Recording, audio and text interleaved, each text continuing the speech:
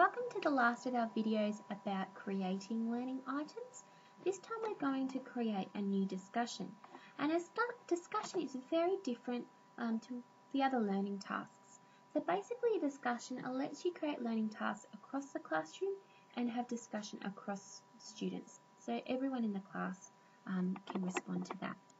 So we're going to find one that's been set up already, just to give you a bit of an example of what they might look like. Okay, so one here is identifying persuasive techniques. We'll go in and have a look at this now, just to see what kind of things you can have. Okay, so they've got, reread the article, it's an honor man, but why?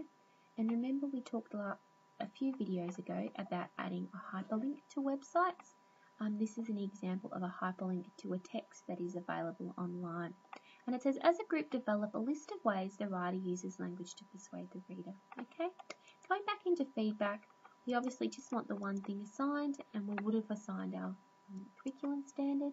We save and go back. But the good thing about this one is seeing how it will look in a class. Okay, so looking at an intermediate student here, what the students see is the instructions and then also what they need to do, but underneath they'll see where it says threads, and then they'll see a little plus there, and what they can do is start posting their own threads about the topic that other students in the class that have been assigned this will also be able to see. So it's a good way for getting discussion happening on, in the classroom, but also being able to assign that and assess that as well. So generally this might be something that you might do in a collaborative learning space, but just a different way of doing things.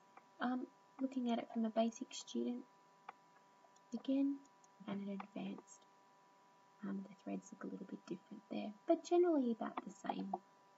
So using this, some ways you might use this is, discussing behind the news. You might want to discuss some current affairs things. You might want to discuss what you've been doing in class.